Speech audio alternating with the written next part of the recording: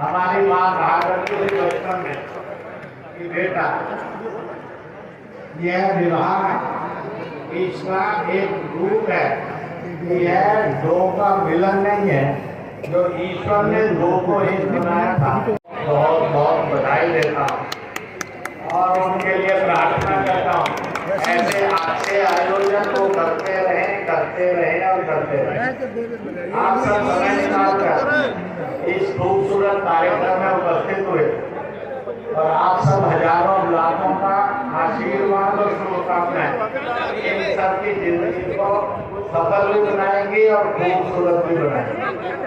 और ये पता होगा और इन सब के लिए कहूँगा कि भगवान पर विश्वास कभी नहीं छोड़ना है और एक दूसरे से प्यार कभी नहीं छोड़ना। नफरत, गाली, हिंसा ये आदमी को घर घर में लड़ाते हैं और लड़ाते लड़ाते कभी कभी तो बुजुर्ग लोग ऐसे अजीब हो जाते हैं। हम जब कॉलेज में पढ़ रहे थे तो अपने दोस्त के घर जाते थे तो उसके पिताजी बुलाया करते थे, अरे गधे की औलाद कहाँ है? तो हमने कहा औलाद तो दी गई है, गधा कौन है? तो बेटा अपने आप को कोसना पड़ता है, हानि गधे हैं जो औलाद ऐसी हुई। कभी कभी वो अजीब गाली निकाला उल्लू के पट्टे, यहाँ पट्टा तो समझ में आ गया पर उल्लू कौन है तो कोसना पड़ता। मैं आप सबसे ये कहूँगा, अगर घर घर मोहब्बत चाहिए, गली गली दंगा मुक्त झगड़ा मुक्त चाहिए, तो गाली करना, गुस्सा करना और नफरत करना आज के दिन फायदा करो। इन सबको यहीं छोड़कर जाएंगे ताकि अपने घर प्यार भरे घर हो जाए, नफरत से और मुकदमों से मुक्त हो जाए। इन्हीं शुभकामनाओं के साथ पुनः इन सब जोड़ों के लिए हम सब और ढेर सारी बधाइयों के रूप में और ताली ताली ताली ताली एक बार बजाते चले जाएंगे। इन सबको बधाई हो, शुभकामना हो, आशीर्वाद हो, यह सब फले फूले और अच्छे परिवार के रूप में जीवन यापन करें। आप लाखों की हजारों की शुभकामनाएं इनकी हमेशा सुरक्षा भी करते रहे और इनका सम्मान भी बढ़ाते रहे। इन्हीं शुभकामनाओं के साथ मुझे अवसर मिला आप सबसे चार बातें करने का कि मैंने की है, परंतु एक काम का लालच में नहीं छोड़ूंगा। माँ और भारत माँ का सुख कैसा है? एक माँ से हम संसार में आए, दूसरी माँ ने हमें युगों पाल रहा है। अगर ये धरती नहीं हो तो हम जन्म नहीं ले सकते, मंदिर नहीं बना सकते, गुरुद्वारा नहीं बना सकते। ये धरती नहीं हो तो खाने पीने की चीजें भी नहीं मिलेंगी। एक छोटा सा प्रयोग करेंगे, प्रयोग का पहला कदम होगा सबने रीढ़ सीधी करके बैठे, दूसरा होगा आंखें बंद कर, तीसरा होगा जिस माँ ने पैदा किए उस माँ का फोटो, और जिस भारत माँ ने हमें 60, 70, 80 साल खिलाया पिलाया और पालन पोषण किया, कैलाश मानसरोवर से अशोक वाटिका तक, यानी हिमालय से हिंद महासागर तक, इसका भी एक फोटो ले आएंगे और 5 बार आंख बंद करके रीढ़ सीधी करके मैं गिनती करूँगा 1, ऐसे फिर 2, और हम सब मिलकर मेरे सहित माँ को याद करेंगे और माँ रूपी शब्द को जितना लंबा और ऊंची आवाज में बोल सकते हैं, माँ ऐसा करके बोलो। रीढ़ सीधी कर लीजिए, आंखें बंद कर लीजिए। जिस माँ ने पैदा किया उसको जहन में ले आइए, भारत माँ को भी जहन में ले आइए, जो एक संस्कृति है, जननी जन्मभूमि स्वर्ग से महान है, इसकी अनुभूति करेंगे। अब सांस खींच लीजिए, कुछ लोग बातें भी करेंगे, कुछ आगे भी बोलेंगे, क्योंकि सारे ईमानदार हो गए तो स्वर्ग में भीड़ हो जाएगी, इसलिए कुछ नर्क में जाने वाले भी चाहिए और लगेगा। इसलिए आंखें बंद, रीढ़ सीधी, सांस खींचना, 1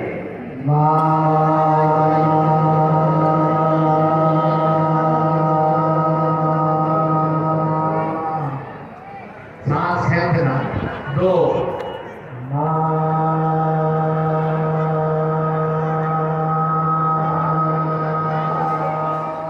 3 सांस खेचना 3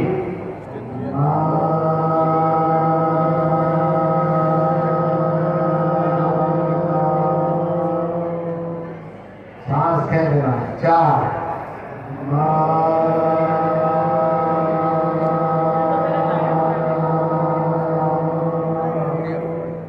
सांस खेचना अंतिम बार 5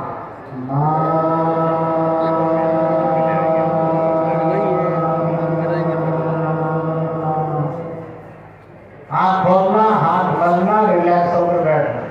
जिनको लगा 5 बार माँ करते करते तनाव आ गया या एक बार तनाव चला गया, रिलैक्स हुए कि टेंशन हुई, जिनको लगा कि थोड़ा रिलैक्स हुए वो दोनों हाथ ऊपर खड़े करें। भारत माता की जय। दोस्तों, माँ का ये इनकलाब है। माँ की सेवा करो, सम्मान करो, नारी का शोषण नहीं करो, तो वह रिलैक्स करे, नहीं तो डॉक्टर की गोली खा खा के मरना पड़ता है। इसलिए इस विवाह समारोह पर इसी संदेश के साथ मुझे इस कार्यक्रम के दर्शन करने का मौका मिला, चंद शब्द बोलने का भी मौका मिला, और मुझे पूरा विश्वास है ऐसे सुंदर कार्यक्रमों का आयोजन हिंद की धरती पर होता रहेगा, क्योंकि यह अध्यात्म की सांस्कृतिक की धरती है। आप सबके लिए नववर्ष की, अंग्रेजी नववर्ष की संक्रांति लोहड़ी की, आप स्वस्थ रहें, प्रसन्न रहें, मिलजुल कर रहें, शिक्षित हो, संस्कारित रहें। अगर 2 सेकंड मुस्कुराने से फोटो इतनी खूबसूरत हो जाती है, तो आप जिंदगी भर मुस्कुराए ताकि जिंदगी सदा खूबसूरत रहे। इन्हीं शुभकामनाओं के साथ बहुत बहुत बधाई, बहुत बहुत बधाई, बहुत बहुत बधाई। एक बार जोरदार तालियां सर से। बस निमंत्रण आया है, भगवान जी का आया तो मान ही लेना चाहिए। सृजन सेवा सदन सालासर धाम 108 जोड़ों का सामूहिक शुभ विवाह कर रहे हैं। 21 फरवरी 2023 फुलड़िया दूध है, और आप सबको भगवान सालासर के दर्शन भी करिए और 108 जोड़ों के शुभ विवाह में सम्मिलित होकर पुण्य भी कमाइए। तो डबल पुण्य का मामला है। फिर से 21 फरवरी 2023 सालासर धाम 108 जोड़ों के शुभ विवाह का निमंत्रण। वहाँ से महाराज जी आए हुए हैं, उन्होंने कहा आप देंगे तो जरा ज़्यादा लोग आ जाएंगे, मुझे मालूम नहीं आप आएंगे कि नहीं आएंगे, परंतु निमंत्रण है। मुझे मौका मिला कि भगवान जी का ये निमंत्रण आपको देने का, इसलिए फिर से इस निमंत्रण को स्वीकार करें। अभी एक फिल्म रिलीज हुई है, उसका एक छोटा सा संदेश था, तो मैंने वो दिया जो लाखों करोड़ों में दिया। बधाई हो बेटी हुई है। और देखिए अगर कोई जो यहाँ सर यहाँ और एक बात चाहूंगा, स्वामी दृश्य के 2 तालियां बजा के उनका धन्यवाद, कोटि कोटि 2 तालियां।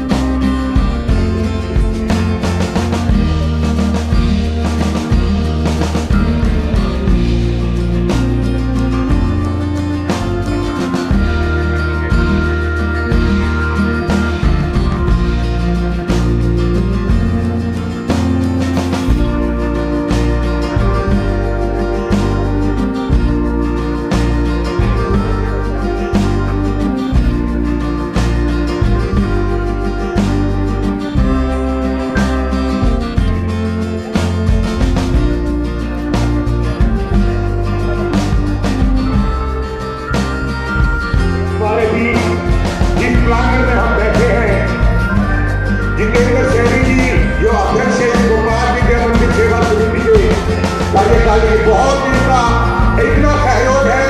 जिस प्राइवेट हमें प्रोत्साहन दिया कर चुके एक बार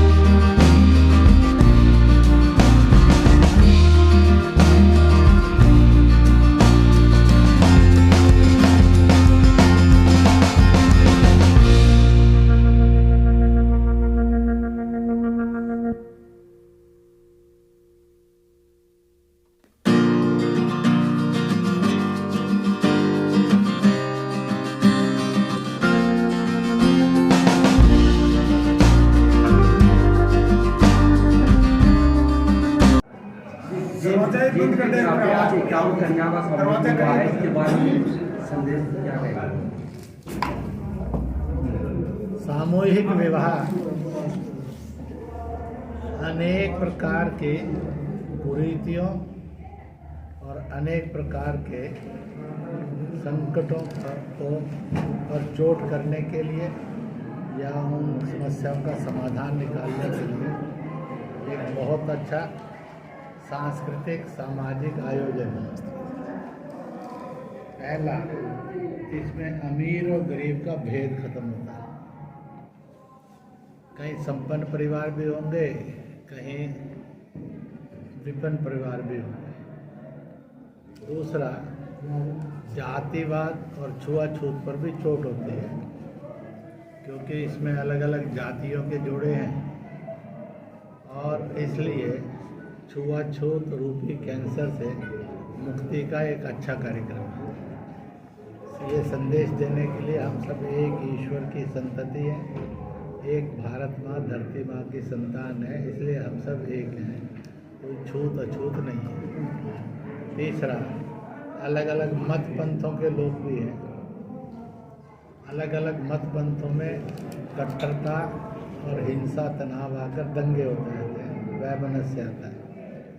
इसलिए सब धर्मों का सम्मान, धर्मांतरण नहीं, बल्कि अपने अपने धर्म पर चलो, दूसरे के धर्म की आलोचना ना करो। इसलिए इससे भी मुक्ति मिलती है कि भाई ठीक रास्ते पर चल रहे हैं। इसी प्रकार से जो लोग ऐसे करते हैं, तो शेष समाज जब यहाँ हजारों से हजार संख्या में आया है, तो एक उत्सव के रूप में इसका आयोजन कर रहा है।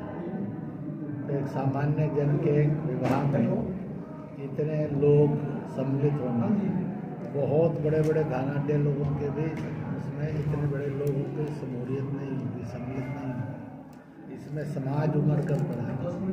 इसलिए ऐसे लग रहा था इस प्रक्रिया से समाज बहुत अधिक प्रसन्न है और उसने इतना दिया है, इसलिए दहेज प्रथा का भी उन्मूलन इसमें से होता है।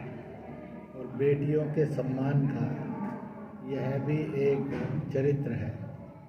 इसलिए सामूहिक विवाह आज अनेक प्रकार की कुरीतियों पर चोट करते हुए एक अच्छा समाज, नेक समाज, जाति, मजहब, दल, भाषा से ऊपर उठकर हम सब एक हैं, इसको प्रतिष्ठित करता है। इसलिए मैं जीत के आयोजकों को और समाज को बहुत बहुत बधाई दूंगा। और पत्रकार जगत इस ढंग से रुचि लेकर इस आयोजन को और इस आयोजन के संदेश को सब तक पहुँचाएगा, वह बड़ा अद्वितीय है। और मुझे लगता है कि इस प्रकार के आयोजन ये करते रहना चाहिए।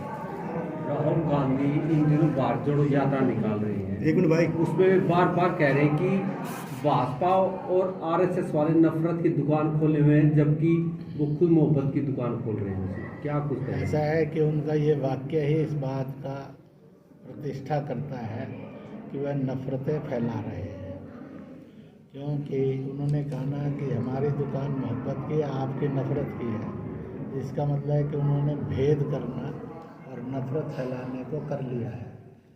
वैसे भी कांग्रेसियों को अज्ञान कैसा है और ज्ञान कैसा है, जय सिया राम और जय श्री राम का नारा है। विष्णु के रूप में राम दोनों नारों में है और उधर जय दोनों में है। रह गई लक्ष्मी, तो एक जय घोष में वो सीता के रूप में है, दूसरे में श्री के रूप में है। और जब ज्ञान नहीं होता तो आदमी कितना बड़ा और क्रूरता कर लेता है, पाप कर लेता है, उसका ये एक दृश्य है। इसी तरह से संघ जो देश में और समाज में एक जोड़ने का, अनुशासन का, चरित्र का द्योतक है, उसको गाली गलौज करना, इसका मतलब है कि आप असभ्य भाषा भी बोलते हैं और समाज में असभ्यता भी फैलाते हैं। आप नफरत भी बोलते हैं और नफरत भी फैलाते हैं। उनका ये कहना अपने आप में कहना है कि वह राहुल स्वयं स्वीकार कर रहे हैं कि वह नफरतवादी हैं। कांग्रेस है जिसमें राहुल गांधी का भी नाम है। एक मिनट भाई साहब है। पिछले दिनों वरुण गांधी तकरीर ने कहा कि जो देश में जो माहौल बनाया जा रहा है वो हिंदू मुस्लिम का बनाया जा रहा है। वो कहीं ना कहीं उसके पीछे राजनीति, यहाँ तक कि वरुण गांधी तो भाजपा में भी है बस उस पर। तो क्या माना जाए वाकई सरकार कुछ ऐसा कर रही है राहुल गांधी के साथ? ऐसा है कि कोई सा हो, एक बात पक्की है, अगर इस सरकार की प्रधानमंत्री श्री नरेंद्र मोदी के नेतृत्व में भाजपा की कारगुजारी देखी, उन्होंने गैस सिलेंडर दिया है, उन्होंने आयुष्मान कार्ड दिया है, सस्ते लोगों पर मकान दिया है, शौचालय दिया है, और जो गरीब है, पिछड़ा है, दुखी है, ऐसे 80 करोड़ परिवारों को अनाज दे रहे हैं। किसान के खाते में धन जमा हुआ है। कोई एक कह दे कि जाति के नाम पर, मजहब के नाम पर, भाषा के नाम पर और दल के नाम पर कोई भेदभाव किया गया है। जब प्रत्यक्ष को प्रमाण की जरूरत क्या सामने है, फिर भी कोई झूठ ही बोलना चाहे, तो मुझे लगता है कि उसने तय कर लिया कि हमने झूठ बोलना है, नफरत फैलानी है और हिंसा भड़कानी है और समाज को बांटना है। 1947 में कांग्रेस ने ही देश के बंटवारे को स्थापित किया और बंटवारा करवाया। तो उस समय और तो कोई था ही नहीं, वही थे। तो आखिरकार हिंदू मुस्लिम पर देश में नफरत फैली और बंटवारा हुआ। तो इसका कसूरवार सीधी सीधी कांग्रेस। मैं कहा करता हूँ वो नेहरू और जिन्ना को चुनने के बजाय अगर पटेल को, सुभाष को, अम्बेडकर को या अरविंद को चुन लेते तो देश का विभाजन नहीं होता, करोड़ों लोग बेघर नहीं होते। ये भयानक खाईनाएँ बढ़ती हैं। अब आप उसी को देखेंगे तो आगे भी साफ दिखता है। मुसलमान ये चाहता है, क्योंकि मेरा तो लाखों लाख मुसलमानों से इंटरेक्शन हुआ है, कि हमें हिंदुस्तानी, भारतीय, इंडियन, हिंदू माना जाए। हर समय हमें मुसलमान मुसलमान करते रहना, यह जो दल कर रहे हैं, वोट भी लेते हैं और हमें मुख्य धारा से दूर भी रखते हैं। वोट भी लेते हैं, हमें गरीब, अनपढ़, पिछड़ा, जलालत वाला जलील भी करते हैं। वोट भी लेते हैं और हमारे को सारी शिक्षा, खुशहाली और तरक्की से दूर भी रखते हैं।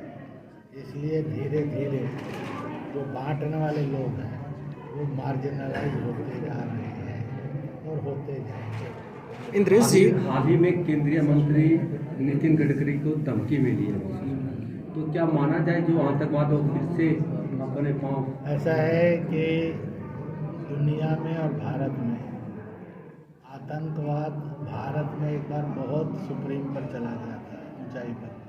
अब धीरे धीरे वो अपने अंतिम सांसें गिन रहा है, परंतु है तो है ही। इसलिए निर्मूल करने के लिए सेना, सरकार, पुलिस और सारा व्यवस्था लगी है। देश को विश्वास है कि ये सरकार, इस सेना और इसके डिसिप्लिन में ये संभव है। इसलिए आप देखेंगे जहाँ रोज़ तो आतंकवाद की घटना मिलती थी या माओवाद नक्सलवाद की घटना थी, कोई सप्ताह नहीं जाता था जिस समय में कुछ लोग मरते नहीं थे। अब तो बहुत बड़ा परिवर्तन हुआ है, परंतु सबके बावजूद जो ऐसे लोग हैं जो देश में शांति नहीं चाहते, सद्भाव नहीं चाहते, भाईचारा नहीं चाहते, वो कहीं ना कहीं ऐसी हरकतें अभी भी कर रहे हैं।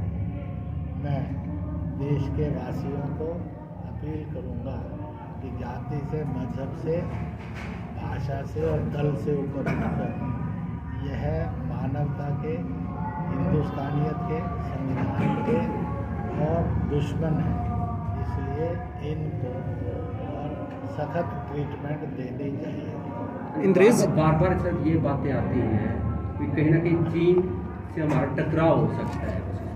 पहले पाकिस्तान से होता था, ऐसा है कि क्या चाहे चीन से टकराव होना हो चाहे पाकिस्तान से टकराव होना हो, हम किसी से टकराते नहीं हैं। दुनिया में हमने किसी से जंग लड़ी नहीं, परंतु भारत ने अपनी सुरक्षा ढंग से की। जब सारी दुनिया में ईसाईकरण हो रहा था, भारत पर ईसाइयों ने सिर पीट पीट कर रह गए, भारत का ईसाईकरण नहीं कर सके। आज भी ये मेजोरिटी सनातनी है, हिंदू है, हिंदुस्तानी है, भारतीय है, इंडियन। इसी तरह से इस्लाम ने सिर पटका, अनेक देश इस्लाम में चले गए, भारत में वो सफल नहीं हो सके। और वो कितना भी सिर पटके, ये ताकतें और सफल नहीं हो सकेंगी, परंतु उसके कारण कष्ट आते हैं, उस समय के अंदर परेशानियां आती हैं, और उन कष्टों और परेशानियों से भारत के एक एक इंच को सुरक्षित रखने में सेना सक्षम है। भारत के एक एक जन को अंदर हिम्मत और हौसला पैदा करने में सरकार सक्षम है। और इसलिए at this time nation is in the safe hand.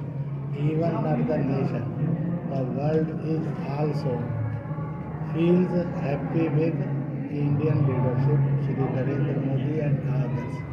ऐसा एक दृश्य है, और यह दृश्य जितना मजबूत होगा उतना ही शैतान का पराजित होगा। हाँ जी, कई साल पहले इनको पूछ लो। जी जी माननीय इंद्रेश जी, अखंड भारत की परिकल्पना को आप परिभाषित करते हुए कब तक उम्मीद करें कि अखंड भारत के सपने को साकार जीवित रूप में हम देख पाएंगे? ऐसी चीज़ों पे टाइम टेबल नहीं होता जी, लोग टाइम टेबल पूछना चाहते हैं, हम इतना ही कहते हैं कि प्रतीक्षा करना, परंतु कर्म करना उससे ज़्यादा जरूरी है। सब मिलकर कर्म करो, खोया जन और जमीन पुनः अपना हो।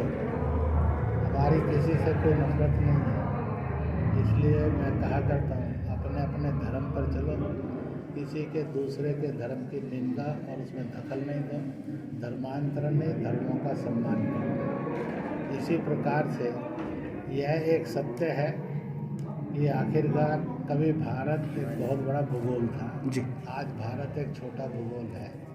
अगर छोटा हो सकता है तो दोबारा बड़ा नहीं हो सकता, ये कहीं लिखा नहीं है।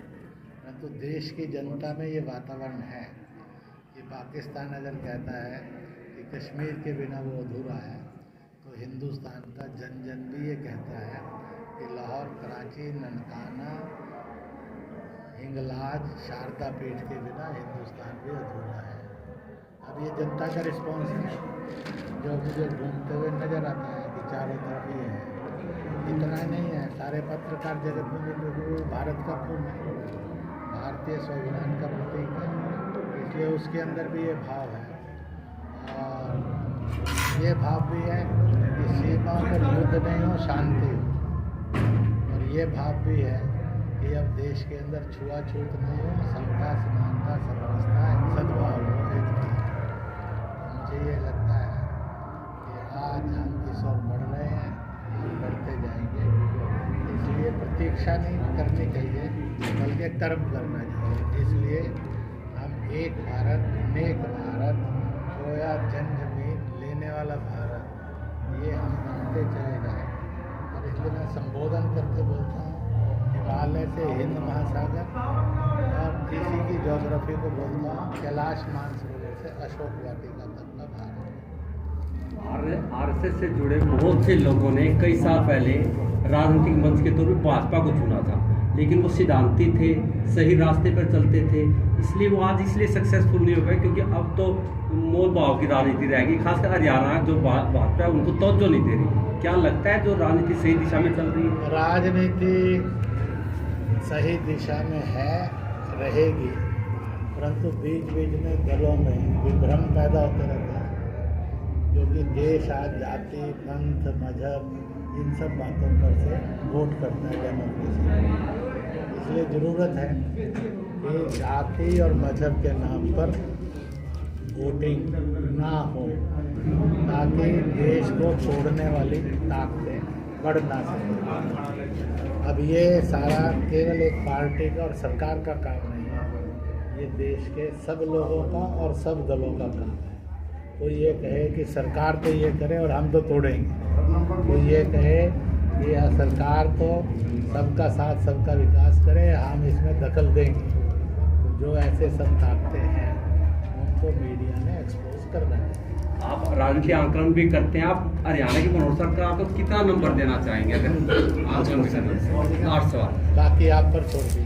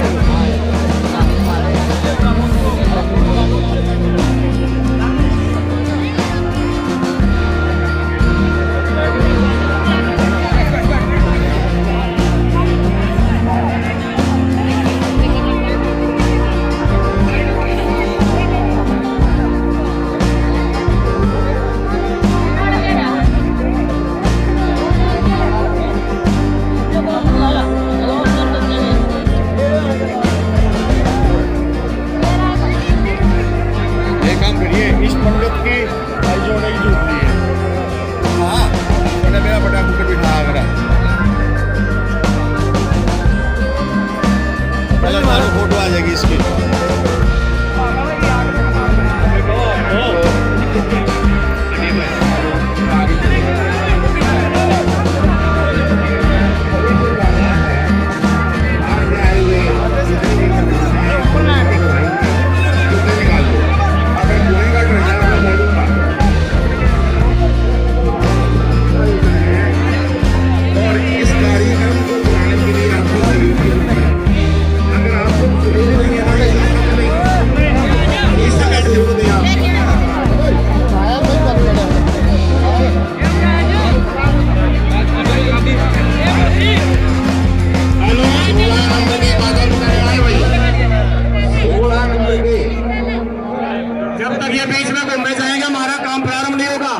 जल्दी जल्दी पंडाल खाली करिए भाई।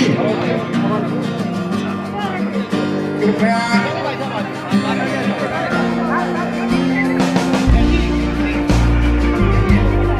भाई बीच में पंडाल खाली कर दो। ये सारे बैठेंगे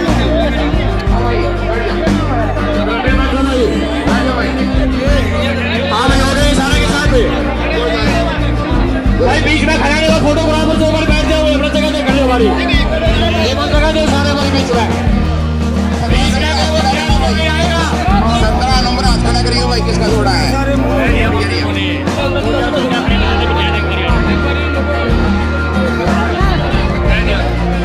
आप सारे बैठ जाओ।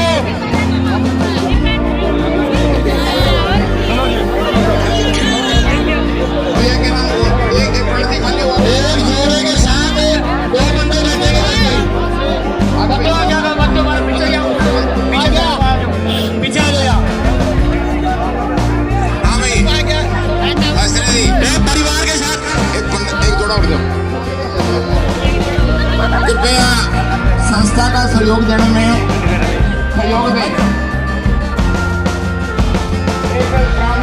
भैया खालीपुर साहिब का नाम खड़ा करिए भैया। से प्रार्थना है कि पंडाल के अंदर संस्था का सहयोग दें कि संस्था आपकी अपने अभी से प्रार्थना है क्या थोड़े आगे भैया हाँ भाई पंडित महाराज से प्रार्थना है देखो सभी ब्राह्मणों आपका सबके सामने जोड़े आगे एक बार हाथ खड़े कर दो ठीक है ना अभी शुरुआत करते हैं काम की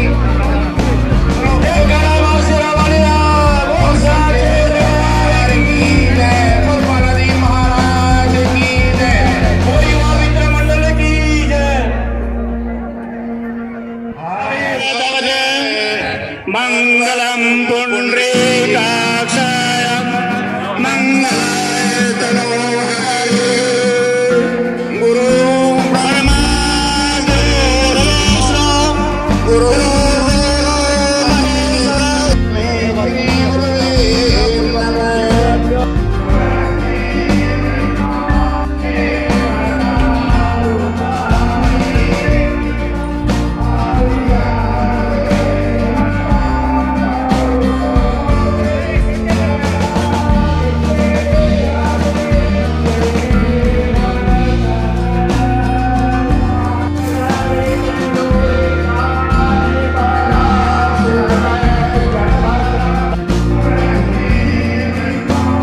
पिछले 6 महीने से युवा मित्र मंडल एक सामूहिक विवाह आयोजन की लगातार मेहनत कर रहा था और पिछले एक हफ्ते से तो मैं मीडिया वालों को भी बहुत धन्यवाद करता हूं जिन्होंने इस सामूहिक आयोजन को घर घर तक पहुंचाया और लोगों तक मैसेज पहुंचाया कि सब मिलकर आओ मिलकर कन्यादान करें की जो मुहिम है उसमें सब जने सहयोग देते हैं।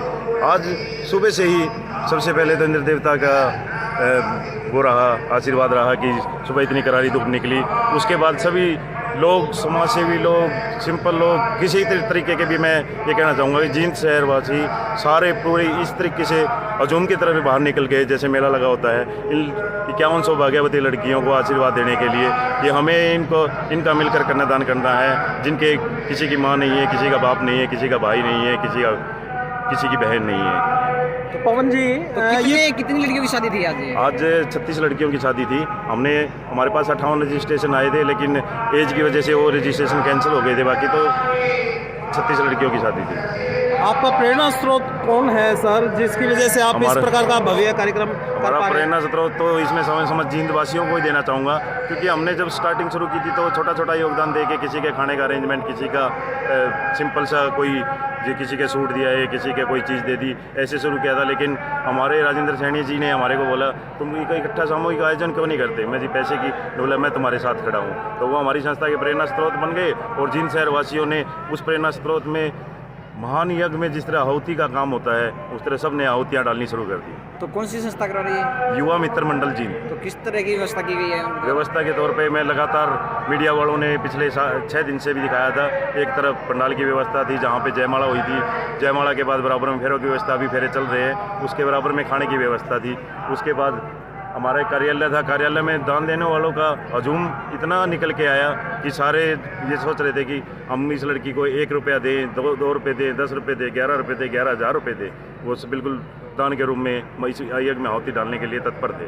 तो युवा मंडल कब शुरुआत की थी? युवा मित्र मंडल 2001 में शुरुआत हुई थी, आज इसको 22 साल हो गए। तो कितने सदस्यीय टीम है जी हमारी आपकी? 25 सदस्यीय टीम है जी। 25 सदस्य मिलकर ये कार्य नहीं कर रहे हैं, ये पूरा जींद शहर मिलकर कार्य कर रहा है। जींद शहर इन 25 आदमी जो 25 मेंबर हैं इनको हौसला देता है। और तो कितनी शादी करवा चुका है? अब तक हम 265 लड़कियों की शादी करा चुके हैं। भविष्य का क्या कार्यक्रम है सर? भविष्य का जैसे जींदवासी चाहेंगे वो 108 की कहेंगे 108 की, 208 की कहेंगे 208 की, 508 की कहेंगे 508 की। हम तो युवा मित्र मंडल वाले 25 के 25 मेंबर सेवक हैं। आप अगर हमारे इसके ऊपर भी देखेंगे तो मैं वैसे प्रधान की पोस्ट पे हूँ लेकिन हमारे यहाँ पे प्रधान हुआ है जो काम करता है। सिर्फ सबके इसके ऊपर कार्ड के ऊपर युवा मित्र मंडल सेवक मिलेगा। अभी आपने पंडाल में देखा होगा एक अद्भुत नज़ारा देखने को मिला जब एक लड़की को जिसके माँ नहीं थी, बाप नहीं था, भाई भी नहीं था और उसको बिठा के पालकी में युवा मित्र मंडल के सारे मेंबर और शहरवासी नाचते गाते हुए स्टेज तक लेके गए। फूलों की बारिश हो रही थी, इससे अद्भुत नज़ारा क्या होगा। और फिर हमने सभी मेंबरों ने मिलकर वहाँ सामने खड़े हो गए। आपने पूछा था ना क्वेश्चन कि युवा मित्र मंडल क्या करता है या युवा मित्र मंडल एक सेवा करता है। हमने एक सॉन्ग के ऊपर अपना सामने प्रस्तुति भी दी थी, हम सेवक सेवा करना जाने। हम तो सिर्फ सेवा करना जानते हैं, ये बाकी जिंदवासी हमारे से जो करवाएंगे वो उसके लिए तत्पर हैं। धन्यवाद।